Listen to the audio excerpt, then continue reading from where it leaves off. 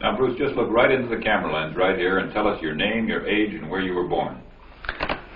My last name is Lee, Bruce Lee.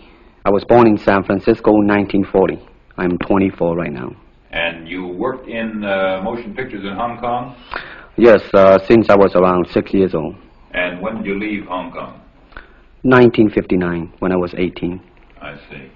Now look over to me, Bruce, as we talk. I understand you just had a baby boy? Yeah. And you've lost a little sleep over it, have you? 3 nights. And tell the crew what time they shoot the pictures in Hong Kong.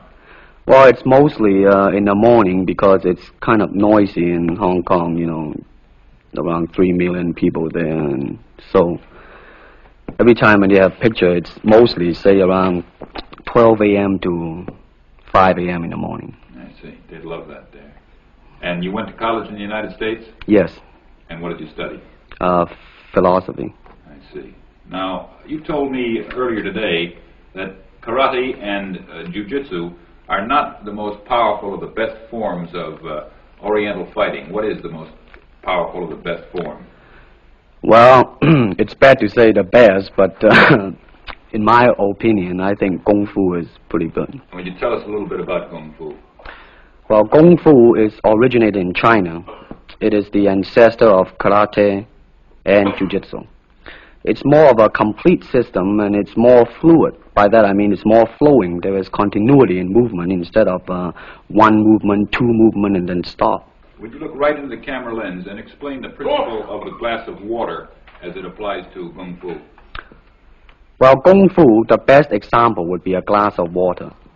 Why? Because water is the softest substance in the world, but yet it can penetrate the hardest rock or anything, granite, you name it. Water also is insubstantial. By that I mean you cannot grasp hold of it. You cannot punch it and hurt it. So every Kung Fu man is trying to do that, to be soft like water and flexible and adapt itself to the opponent. I see. What's the difference between a Kung Fu punch and a karate punch? Well, a karate punch is like an iron bar, whang.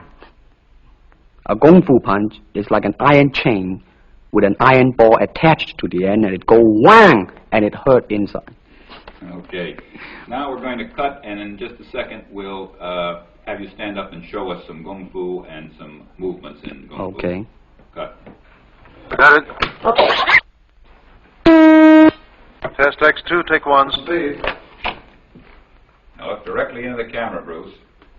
Directly at it. And now give me a 3/4 this way. And hold it. And give me a profile that way, all the way. Good. Hold it. Now come back to a profile on the other side. And hold that. Give me a 3/4 on that side. And then give me right into the camera again. All right. Now the camera will pull back. And Bruce, first show me the movements in the classical Chinese theater. Classical Chinese Well, theater. you know what we talked about in the office. How they walk and how they start to move. Well, in Chinese opera, they have the warrior and then the scholar. The way the warrior walk will be something like this. Walking this way, straight, come out, bend, straight, and then walk out again.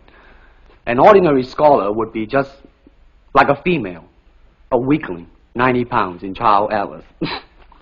You'll be just walking, you know, like a girl, real, shoulder up and everything. So by the way they walk, you can immediately tell who they Right, what character they represent. Now, show us some Kung Fu movements. Well, it is hard to show it alone, but I will try to do my best. All right, maybe one of the fellows will walk in. You want to walk Yeah, in? it would be... Go ahead. Go ahead. Go ahead. Come on, lady. Okay.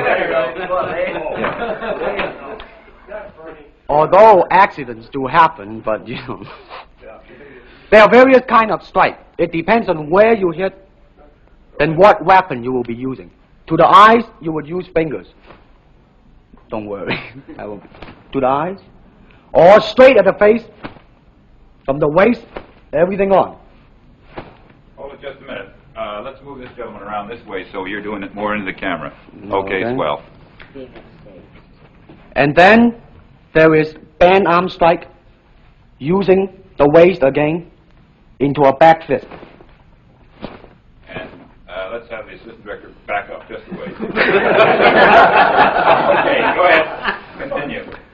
And then, of course, Kung Fu is very sneaky. You know, the Chinese, they always hit low. From high, go back to the groin. Don't worry. Now turn around the other way with you, Bruce. Oh, okay. Yeah. And, Would you want him to? yes.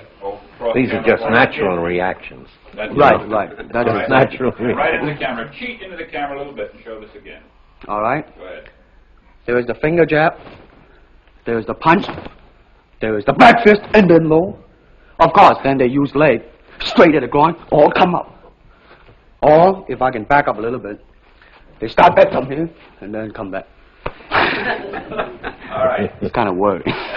He has nothing to worry about. Now, No. once again, show us how a good Kung Fu man would very coolly handle it and walk away, rather than get involved in a series of actions. Cut it. Sound. Okay.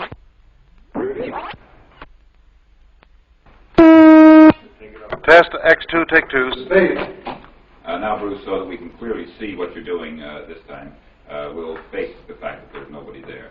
Okay. Show me now the difference between Jiu-Jitsu, which is long and involved, and Kung Fu, which is very quick if you have an opponent. All right, for instance, you will read it in the book, in a magazine and everything, that when somebody grab you, you will first do this, and then this, and then, thousands of steps before you do a single thing. Of course, these kind of magazine would teach you to be feared by your enemies and admired by your friends and everything. See? But in Kung Fu, it always involves a very fast motion. Like, for instance, a guy grabbing your hand. It's not the idea to do so many steps. Step him right on the instep. He'll let go. This is what we mean by simplicity. Same thing in striking and in everything. It has to be based on a very minimum motion so that everything would be directly expressed. One motion. And he's gone. Doing it gracefully. Not to go, yelling and jumping all over him, but to do Excuse me. That's it. Okay. Okay. Now, show me once again just a few movements there.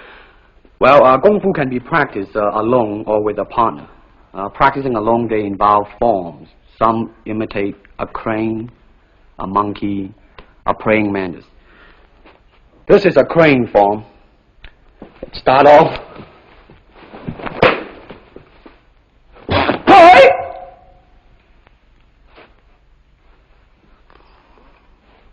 This is one of the movement involved. Show us one more movement, and then we'll be all through. Okay, I'm glad to hear that.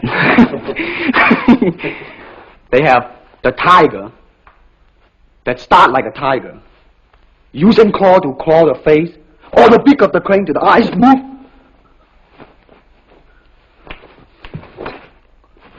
This is some of the movement involved. Thank you very much. Thank you very much.